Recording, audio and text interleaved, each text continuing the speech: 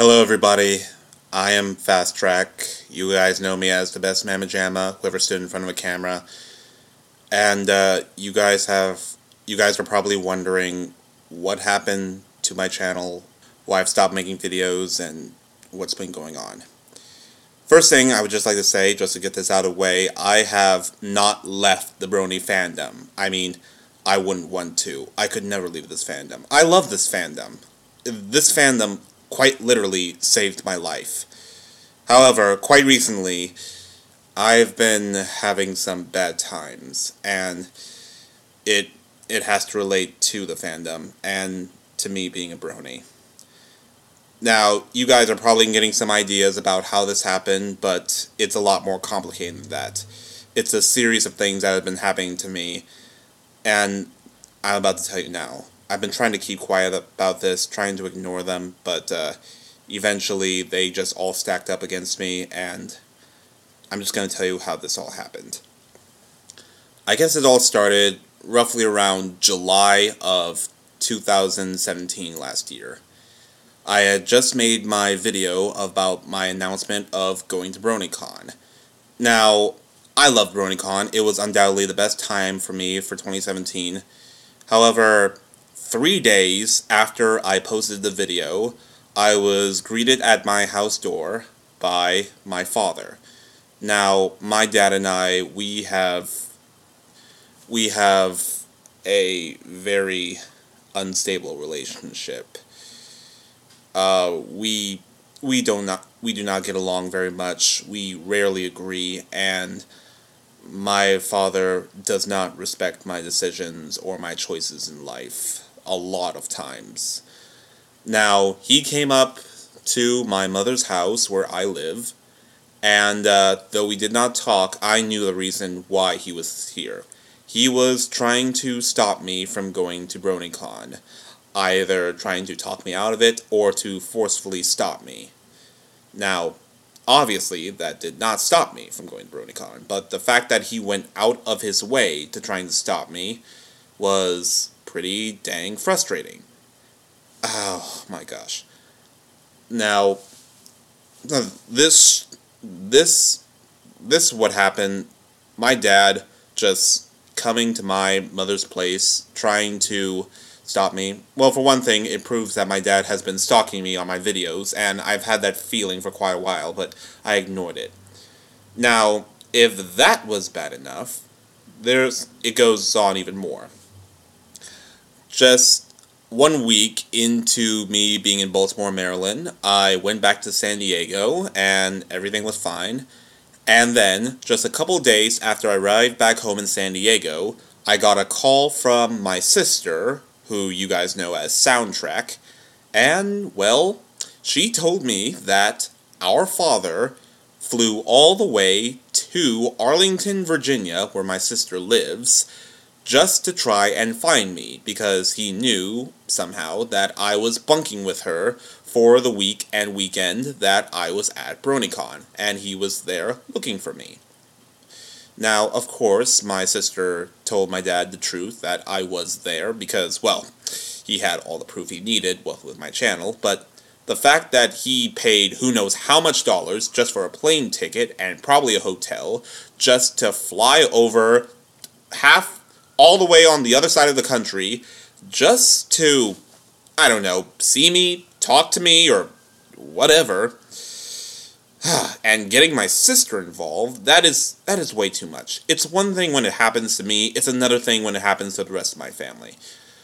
So, yeah, I would not be surprised if my dad tried to repeat this for this year's BronyCon, which I will be going to, but this was pretty dang frustrating for me. Now, something I have not told anyone before, my dad is directly responsible for my suicidal depression back when I was 15 years old. He knows this. And, well, let's just say that when he found out that he was responsible for my suicidal depression, he did not take it on as one should, ideally, especially coming from his own son. I will not get into details because, well, it's just too much for me. So that's one thing that's been frustrating. That's one thing that's been frustrating me for the past few months. The next on the list of things was Brony Battle Royale, that video game that I've been announcing, working on, and gathering friends for. It was roughly around October. I had just gotten the voting poll done, and I had sent out emails and messages to all the people who were voted in. And I got responses from every single person in the top 31, with the exception of Golden Fox, meaning that I didn't have to do any tiebreaker for the 32nd spot. Now, I had gotten my replies from every single person saying that they wanted to be in the game, more or less, under some conditions, but yes, they wanted to be in the game. However, there were some problems going through in the making of the game, especially with the fighter cast. I had set up all the documents, set up all the links, set up the Discord, the Google Hangouts, the emails, the private messages, the whole shebang. Hell, even the Twitter. I don't even use Twitter. Now, I'm not going to put the blame on all the people in the cast, and I will not put out any names because I don't want to offend or put any bad spotlight on these people, but I will say this. While there were some people who were more than happy and more than eager to help me whenever I need them, there were some people who were just frustrating. And sometimes even more than that. There are some people who I would message them for a simple question or a simple task, and they would not get back for me for almost like a week, maybe even longer, depends. There were some people in the cast who responded to me, and then I would check back them in 1 week, and they did literally nothing that I asked them. It was just simply writing down, or a needing of a profile, or a needing of some information. There was one person, like I said, I will not mention their name, who I gave instructions to write down some information for her movesets for the sprites, and the only thing that this person wrote in the document was their name. I gave them 1 week. The only thing they wrote out of their entire moveset for their controls was their name. Nothing else. My God. And there's even more than that. If they either took too long or barely did anything at all, there was one person in the fighting cast who I got to message me, and I would message them, and I was trying to get some information for what they wanted to do in the game. And apparently, when they messaged me back, trying to figure out what was going on, they legitimately thought that my game was a scam. They thought that when I first messaged them back in October, that I was joking. They did not take me seriously. They thought I was just some random troll. They were legitimately surprised when I told them that this game was real. You know, the other times with the delays was just frustrating. This was just plain insulting. I mean, I actually had a good idea for a game. I had the layout. All I needed was to find out who the people were, and this person, like I said, I will not give out their names, this person gave me the okay, more or less, to put them down in the cast, and they just up and thought that I was joking, not expecting me to, like, call them back or like, show them all that I had done, and I have done quite a lot. I had to subscribe to the Unreal Engine website and platform. I had to make the game from scratch, borrow some sprites from the internet, toggle with the physics and the camera and the sounds, and and you know, with all these delays that was happening, I thought I was gonna have to push the game back by a couple months, maybe even a year, but this was, oh my gosh, just too much frustration from too many people. I mean, I knew it was going to be a challenge for making this game. I mean, I'm making a goddamn game, of course it was, but the lack of cooperation between these bronies, I mean, is it because I only have 3,000 subscribers while some of these pony YouTuber subscribers are in the 5 digits? I mean, granted, there are a few pony YouTubers who's in the 3, the 2s, the 1s. I think I have one person in 0, but my gosh, this is just, look, at first I was just trying to pass it over, but this was just another one of those things that was putting me down. And now we move on to the next part of the problem that I've been having.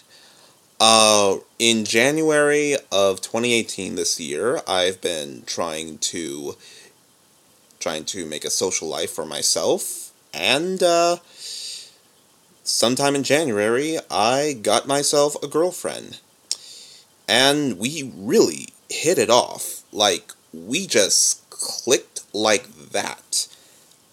Now, we've been going on a few dates. Granted, it's been a few and far in between due to her living conditions with her father, her mother, and her brother, but whenever we would go out, we would plan something, dinner, movie, and we really did hit it off nice. I loved her, she loved me, she said she loved me, and I legitimately believed it. However, while I was dating this girl, she was keeping a secret from me. A very shocking, disturbing, and very immoral secret. And she didn't want to bring it up with me. She tried to make excuses. And believe it or not, she was not even the one who told me this secret of hers. It was her brother. And when I asked her about it, it just... I won't say what it was because, well, it's already bad enough that it happened to me. But it was just shocking for me to believe of what happened. Now, while I won't say what it was, I'll tell you what it isn't. It has nothing to do with STDs. It has nothing to do with any, like, crimes or something. I mean, it could be criminal, but it's not a crime that she did.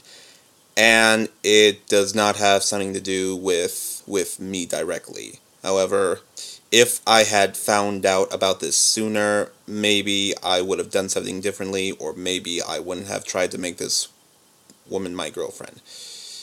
When I asked her why she kept this secret from me, she said, in her own words, the reason why she kept this secret from me was because she did not expect to fall in love with me. If finding out this secret was bad enough, the fact that she only kept it from me was because she didn't expect to fall in love with me, that just hurt me. So, obviously, I had to break up with her. I still care about her and think about her, and I'm sure she's thinking about me. I would not be surprised if she is watching this video right now. Listen, if you are watching this video, just know that you should be more careful about what you're doing, and you should know that while you can get in trouble, the people you meet can also get in even more so trouble. And if it wasn't for the fact that I still have feelings about you, I would maybe I would talk to you some more, but you know I can't. So, yeah, that was also something that was pretty bad for me. And the breakup that I had for her, it was just heart-wrenching for me to do. And the next thing that happened, it just so happened that during my breakup, there was the whole Toon Critic fiasco. Now, I was a big fan of Toon Critic Y2K. I respected this guy. I liked him from his OC to his personality to his hijinks. Granted, I didn't like every single thing about him. I knew he was a bit pretentious, even by Brony standards. He had quite the ego. But still, I liked him just for what he is, who he is, what he does, and I just liked him, or at the very least I used to. But then came the sexual scandal where I saw his true colors. Now, scandals have been happening a lot, especially in the recent years, but when I saw the Skype video and how he was just pushing this, just brushing it off like this was nothing, how he said he's done things worse than this, he looked like a jackass, I made the whole video of it. It just, my entire view of this person just flipped.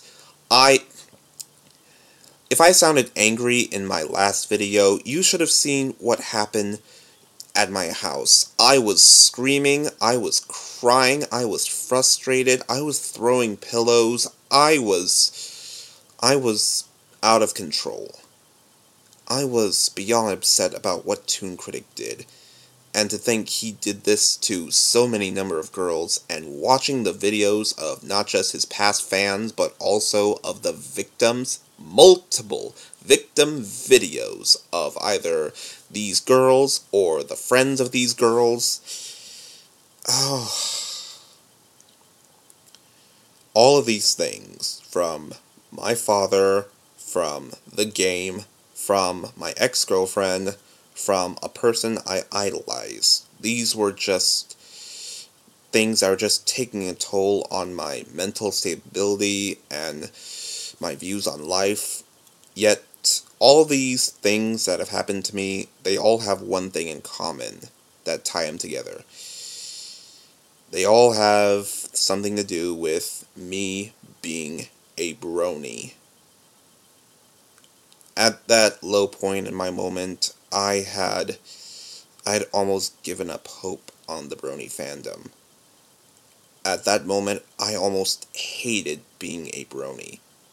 I thought it only brought me nothing but pain and some bad light to me. I I just I just didn't like it anymore, at least at the moment. I just thought that I just needed to get out of it. So, during that low point, I privatized all my videos because I couldn't bear to watch them anymore, because they just served as an unintentional reminder of how I came to this point, and hopefully people would forget about me. But then I got so many messages, so many comments on the Discord, on my YouTube messages, on my email, just begging me to come back from my old fans. And, well, while I didn't want to, I decided for you guys, I would bring back my videos because it's the least I could do. I mean, I've already left my mark, I might as well leave it there some more. All these terrible things that have been happening to me, it's just so much to bear, so much to think about it. I've I've done so many things. I have put in so much effort, and yet there is nothing to show for it. I have lost respect from my families and from the people I have idolized and some of the people I've idolized have lost my respect as well.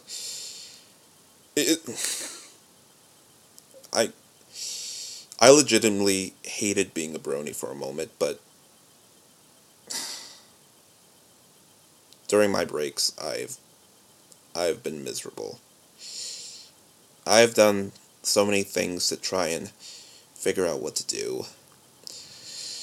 I've attended meditation classes, anger management classes, yoga classes.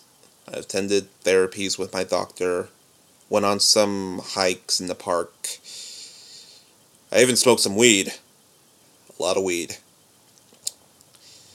And I ate like some pounds of ice cream and chips. And I try to go out with my friends, try to clear my mind, but